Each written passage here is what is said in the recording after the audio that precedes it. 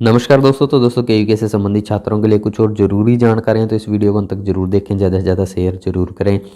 तो केवीके द्वारा आज कुछ और कोर्सेज के रिजल्ट्स डिक्लेयर किए गए। तो जिनके रिजल्ट्स डिक्लेयर किए हैं वो DPED first year second year मई 2020, MA एजुकेशन सेकंड सेम री ओनली मई 2020, प्रभाकर फर्स्ट ईयर मई 2020, BCom फोर्थ सेम सितंबर 2020 रीएपियर, तो इनके रिजल्ट डिक्लेयर किए गए।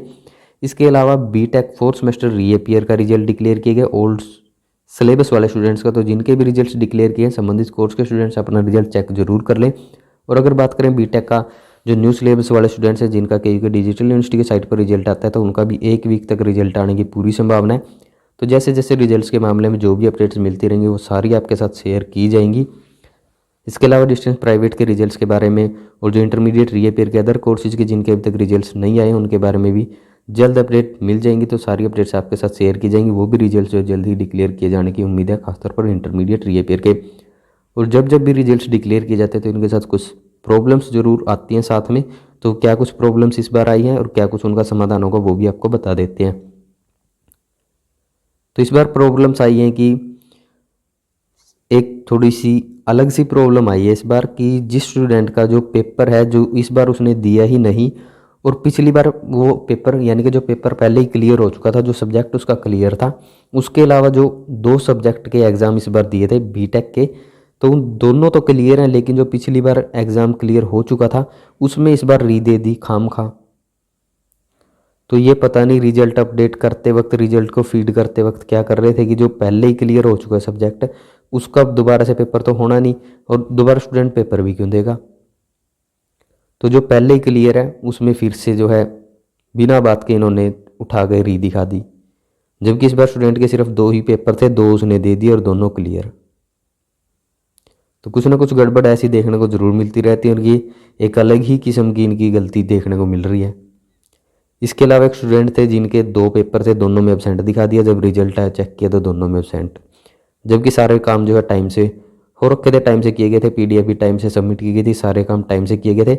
इसके अलावा जो BCom वाला रिजल्ट है फोर्थ सेम का री का, उसमें काफ़ी सारे स्टूडेंट्स की RLA देखने को मिल रही है, RPFD देखने को मिल रही है। किसी की 500, किसी की 1500, किसी की 2000, किसी की 3000, किसी की 13,000, किसी की 15,000, किसी की 20, किसी की 25, किसी की 26,000। इस तरीके से RPFD देखने को मिल रही है। और इसके अलावा इसमें एक और रिजल्ट एब्रीवेशन देखने को मिल रही है PRS, और रीअपियर भी इसमें स्टूडेंट्स की लगाई गई है। देखिए रीअपियर,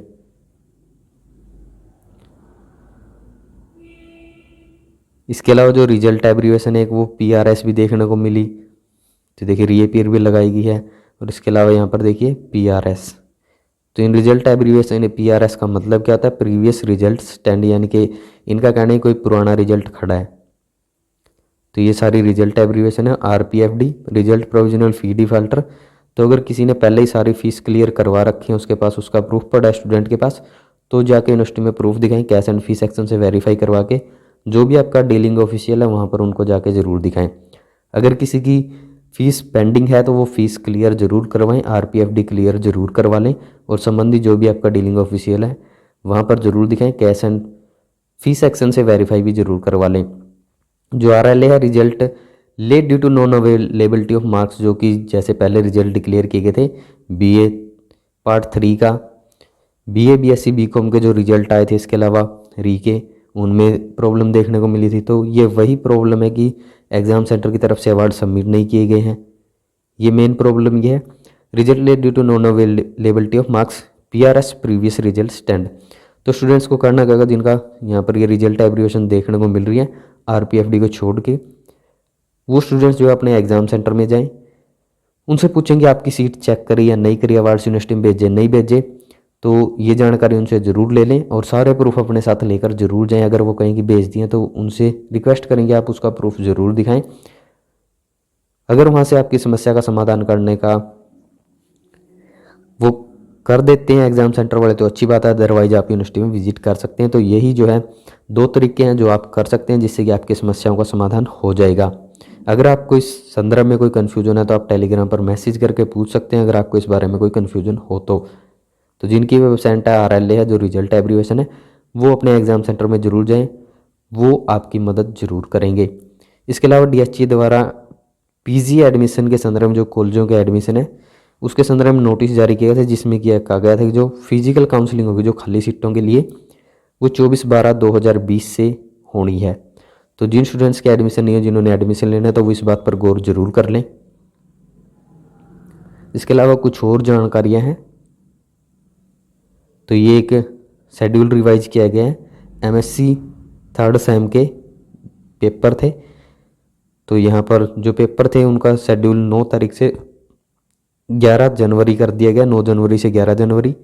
इसके अलावा यहाँ पर देखिए पीजी कोर्सेज में 50% से ज़्यादा सीटों पर दाखिले, खाली सीटों के लिए कल फिजिकल काउंसलिंग, जरूरत हुई तो शिक्षा विभाग को दोबारा पोर्टल खोलने के लिए पत्र लिखा जाएगा। यूनिवर्सिटी से वकालत की डिग्री लेकर आ रहे युवक पर शराब के नशे में पुलिस से मारपीट करने का आरोप। तो अपने जश्न के चक्कर में दूसरों के साथ बदतमीजी कर ली। आपसे अनुरोध है कि ऐसा कुछ ना करें। पीएचडी में दाखिले के लिए 2 जनवरी तक मौका आवेदन शुरू हो चुके हैं और यहाँ पर सीटें भी बताई गई हैं, किस डिपार्टमेंट में किस कोर्स में कितनी सीटें हैं पीएचडी में। तो पोर्टल भी शुरू कर दिया गया पीएचडी एडमिशन के लिए। अंतिम तिथि 2 जनवरी। इसके अलावा पीजी के फ्रेश कोर्सेज के लिए जो अभी एडमिशन कंप्लीट हुए, अभी तक जारी है, थोड़ा सा काम बाकी है एडमिशन प्रक्रिया का। तो पीजी कोर्सेज के फ्रेश कैंडिडेट्स के लिए ये जितने भी एफिलिएटेड कॉलेज इंस्टीट्यूट्स के हैं, तो सबके लिए यहाँ पर ये एकेडमिक कैलेंडर जारी किया गया है। टीचिंग टर्म 22/12/2020 से 15/4/2021 तक, एग्ज़ाम्स 16/4/2021 से 15/5/2021 तक, इवन सेमेस्टर की टीचिंग टर्म 17/5/2021 से 3/9/2021 तक, एग्ज़ाम्स जो होंगे इवन सेमेस्टर के 4/9/2021 से 30/9/2021 तक। इसके अलावा बीएड का भी शेड्यूल जारी किया है।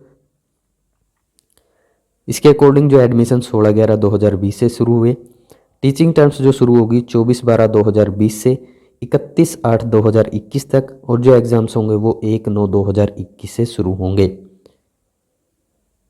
और जो भी अपडेट्स होंगी, चाहे वो रिजल्ट्स के बारे में हो, इसके अलावा कोई भी अपडेट्स हो, सारी अपडेट्स आपके साथ शेयर की जाएंगी।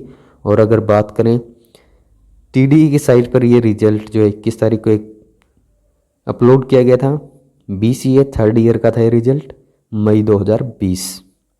तो जैसे जैसे रिजल्ट्स डिक्लेयर किए जाएंगे सारी जानकारी आपके साथ शेयर की जाएंगी, जो भी अपडेट्स होंगी वो भी साझा की जाएंगी।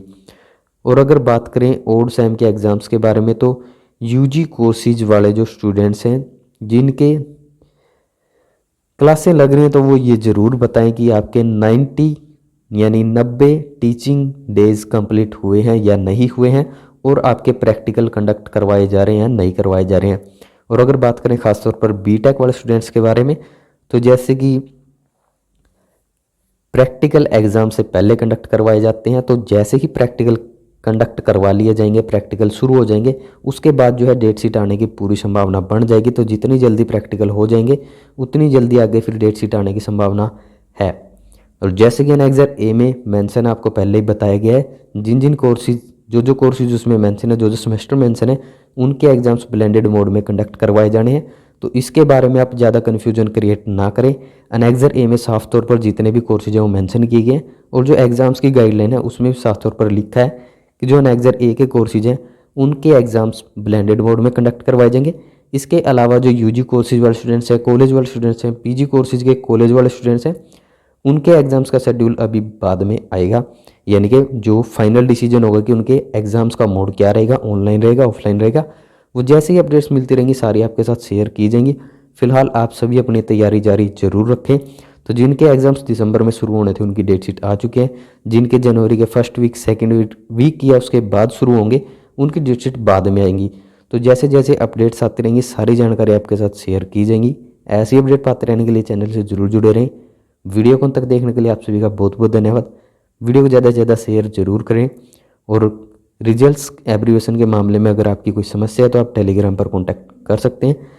टेलीग्राम पर आप मैसेज कर सकते हैं HR0864S ID सर्च करके। तो इस वीडियो को अंत तक देखने के लिए आप सभी का एक बार फिर से बहुत बहुत धन्यवाद।